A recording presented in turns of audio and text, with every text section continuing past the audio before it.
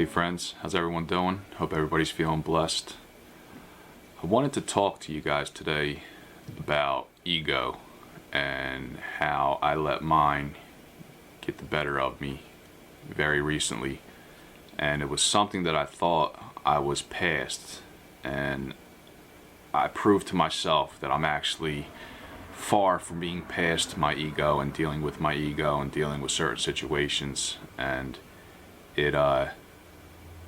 it put me in a bad place. So I just wanted to briefly kind of go over what happened and then kind of discuss what I did wrong, what I feel I did wrong, what I could have done better.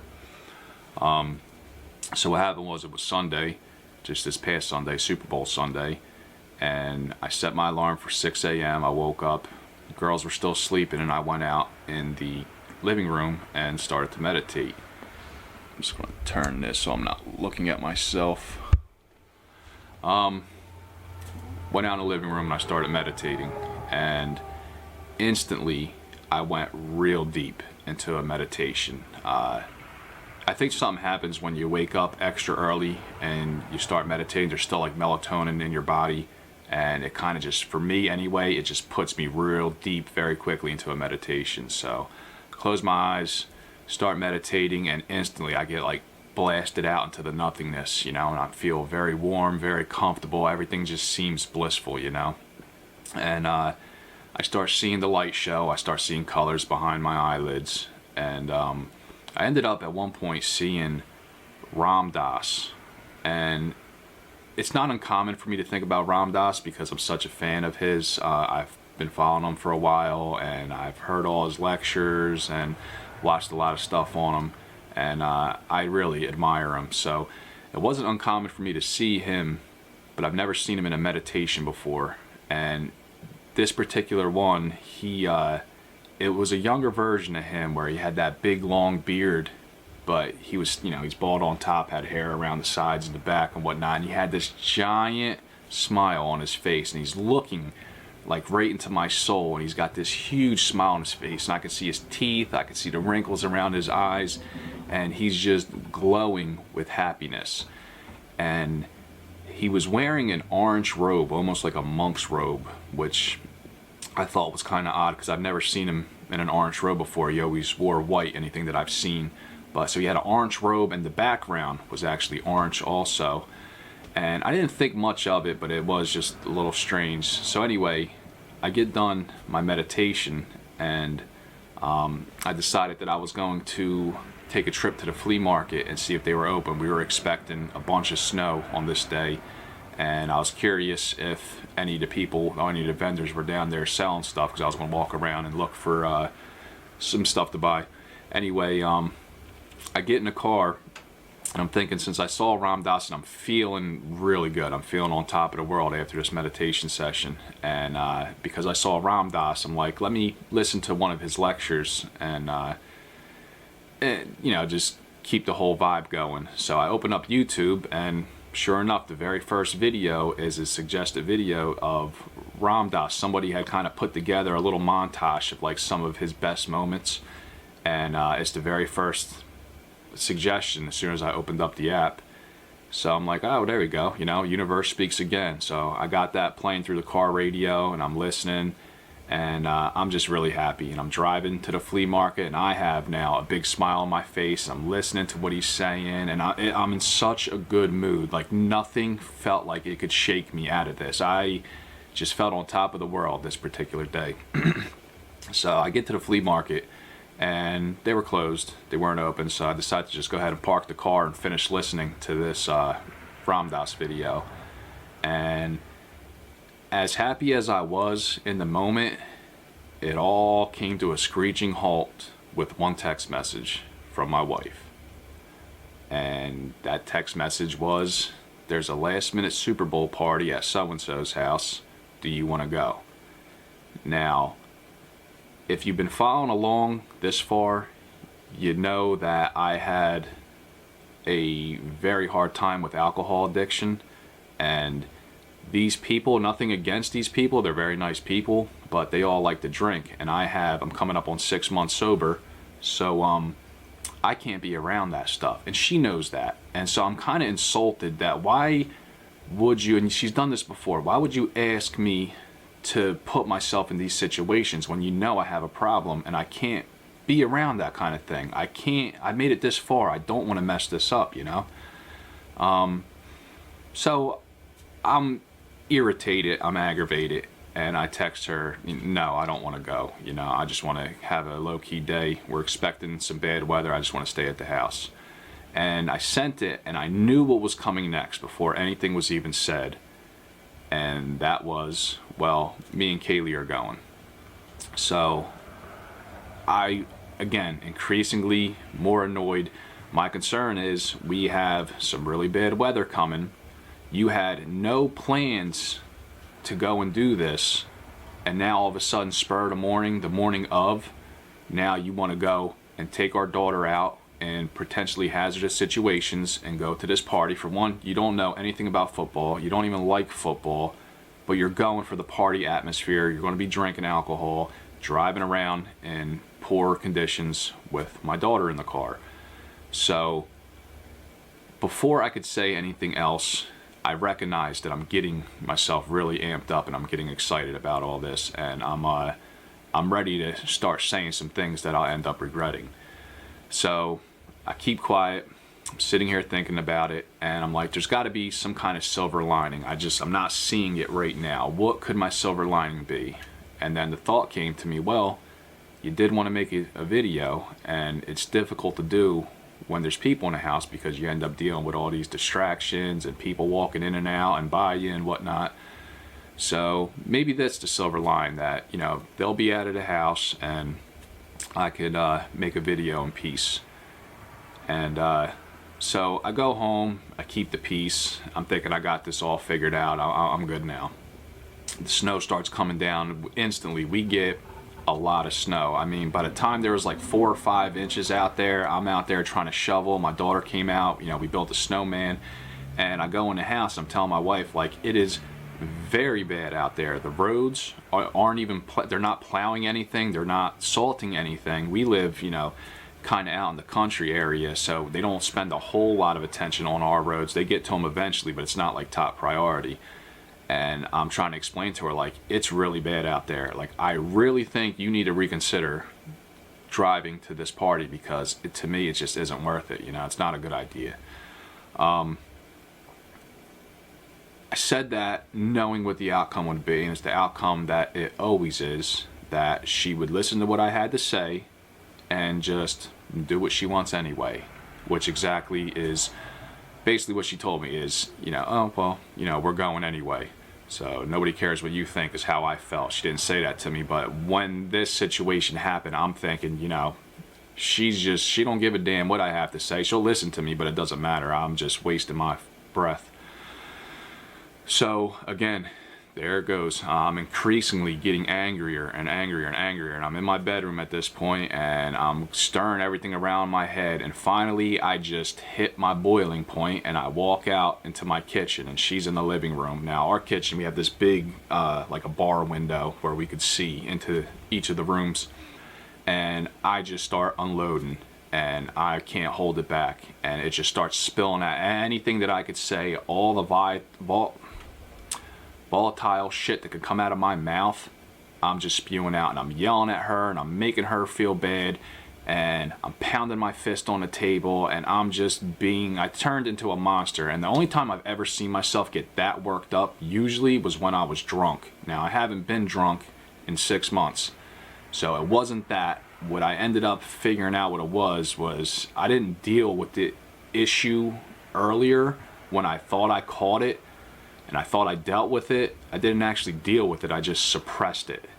And the new issue on top of the original underlying issue, it all just comes spilling out of me. So now, I feel like crap. I said what I said, and I walk away.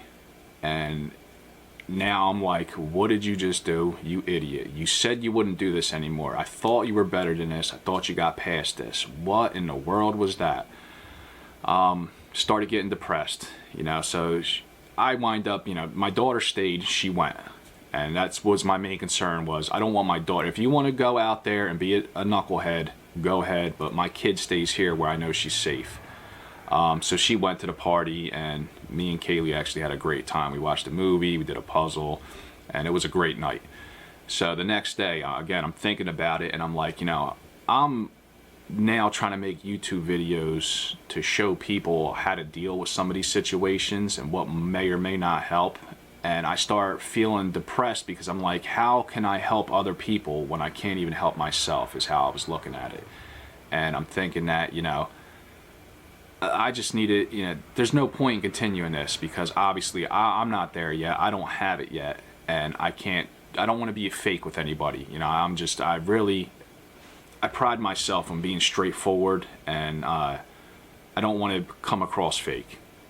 So, decided, I'm done with it all. I'm not doing it anymore. I'm still going to work on me. I'm still going to meditate and whatnot, but I'm not going to do the videos, and I'm not going to have these attachments to things.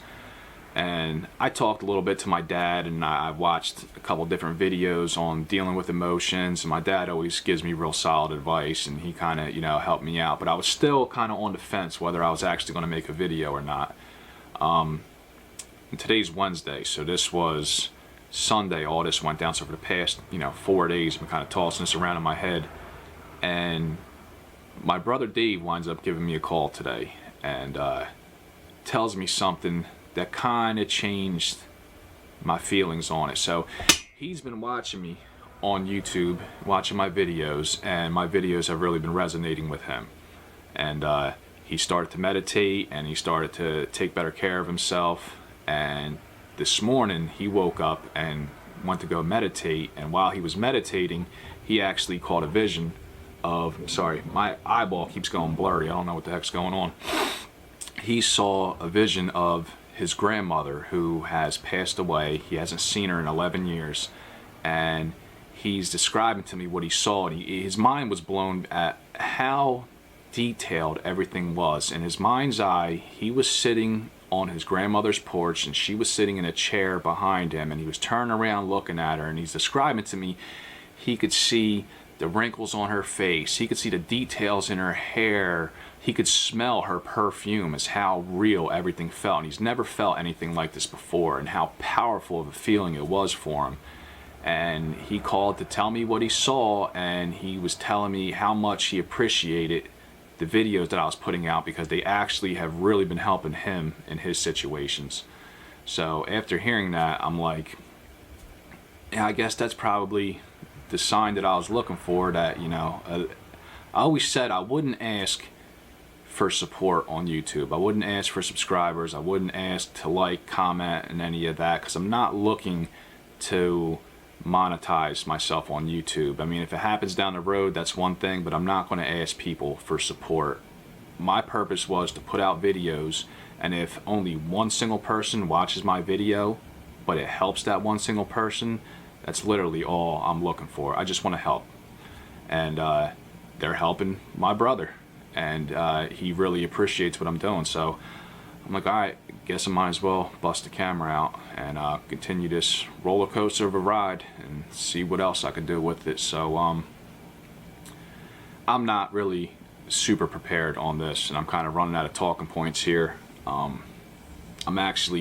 I've been fasted for like 48 hours now, and my brain's a little foggy too. So if you see me kind of wandering off here, I apologize, but I felt like I had to put something together, and that's what I'm trying to do here. Color orange that Ram Dass was wearing when I was meditating, and I saw him smiling at me wearing that orange and the orange background and whatnot. I actually didn't notice until today, but I was thinking about it again, and I started looking up what significance does the color orange have during a meditation, and come to find out, it's actually connected to the Sacral Chakra, which you can see the chakras behind me. Sacral's down here, and so it's like 2 or 3 inches below your belly button is where that chakra resides, and it has a direct connection to emotions. So if your sacral chakra isn't aligned, or you're not in tune with, that will have a impact on your emotional status, apparently. And it's funny when you think about, so the whole time I'm thinking that Ram Dass was smiling at me wearing orange. He might have just been laughing at me because he knew what was about to happen, you know. Not saying that it was in fact Ram Dass coming to me while I was meditating, but in my mind's eye, what I saw, it might have been the universe or my subconscious, like something knew that I was going to struggle with emotion on that day. And I did. So take that for what it is. You know, a good way to probably end this, just to make this a quick video, is, if I can remember this correctly, there's a story of Buddha, and he's in like a market setting area, and he's meditating, and he's kind of up elevated on a platform above ground level, and he has a bunch of followers who are all sitting out in front of him, and everybody's meditating together. So all his followers are meditating, Buddha's meditating, and one of the townspeople walks by this every day and sees it and frowns on it, thinks poorly about what's happening here. And this one particular day, he kind of had enough, and he's like, you know what, I need to put an end to all this. So he walks through the crowd of people, walks up to the Buddha, who's sitting there with his eyes closed meditating, and he starts yelling some foul stuff at the Buddha, and he winds up and spits in the Buddha's face. And the Buddha opens his eyes, and he wipes the spit away from his face, and then he just smiles. He looks right into this man's eyes, and he just gives him this nice, big, loving smile. And the man's kind of taken back by this because he's expecting a fight. He's like, I'm going to show people he's not enlightened, and I'm going to push his buttons, and he's going to get triggered, and there's going to be this fight, and people are going to see that this man is a fake. He's not the Buddha. And so after all that happened, and he sees the Buddha was unfazed by his actions, the man walks away and goes home, and he starts thinking about what happened. He couldn't sleep that night. He was kind of up all night, and he's feeling kind of bad for what he did, and he shouldn't have acted that way, and it was kind of a terrible thing, and why didn't this man get upset? You know, any other person in the world would have got really upset if you spit in their face, and this man wasn't even fazed by it, you know. So the next day, everybody's back in place. The Buddha's meditating, all of his followers are out there meditating, and this man makes his way over to that area, and he walks through the crowd of people, walks up to the Buddha and drops to his knees and starts crying. And he's telling the Buddha, I'm so sorry for what I did. You know, I was just angry. Please forgive me. And the Buddha opens his eyes, and he tells the man to stand up. And he tells him, you have nothing to apologize for. You did nothing, done nothing wrong. And the man says, don't you remember, I was here yesterday. I yelled at you. I spit in your face. I'm so sorry for what I've done. You know, I'm so ashamed. And the Buddha says, the man that spit in my face yesterday is no longer here. He's like, you were somebody different. And the man kind of thinks about what the Buddha's saying, and he kind of understands that, you know, yesterday's actions were yesterday's actions, and today's actions are today's actions. And it was kind of like a lesson of, you know, don't harp on the past. Don't let the past kind of affect your present moment. So anyway, the man winds up walking out into the crowd of people, and he sits down and he starts meditating with the rest of them. And yeah, that's the story of the Buddha and the man that spit in his face. So yeah, I'm sorry if this, you know, wasn't the best video. I got a new camera here, and it just turned off on me, and I'm not sure why that is. The whole reason I'm not using the phone anymore is because that would constantly turn off while I was trying to record. So there might be a setting that I don't know about. Yeah, you know, this whole journey, it's just that. It's a journey, and we're going to slip, and we're going to fall, and we're going to mess up, and we're going to say things we regret, and we're going to do things we regret. And I guess the point of it all is to just don't give up, though. Keep trying, and maybe, just maybe one day, you know, we'll be better than we were the day before, and we'll handle these things better. And that ego can get you in a lot of trouble. It's gotten me in a lot of trouble, and it's made me do a lot of things that I regretted for a long time. I see now that there was a reason for all those actions, just like there was a reason for Sunday's action. But as long as we learn from it, you know, it wasn't a mistake. I'm sure there's a better way of saying that, but as long as we don't keep repeating the same mistake, as long as we do acknowledge that we were wrong and find, you know, new ways of dealing with these problems, I think we'll all be okay. So keep meditating, and just keep trying to be better than you were yesterday. You know, every day is just a small step in the right direction. So I love you all. Be safe and stay blessed. Alright, testing out the new microphone. All plugged in. Heather, speak to the crew. Call this the sober crew. You ain't sober, so you can't be part of the crew. Spirit's the sober. You gotta meditate and not drink alcohol. That's the key.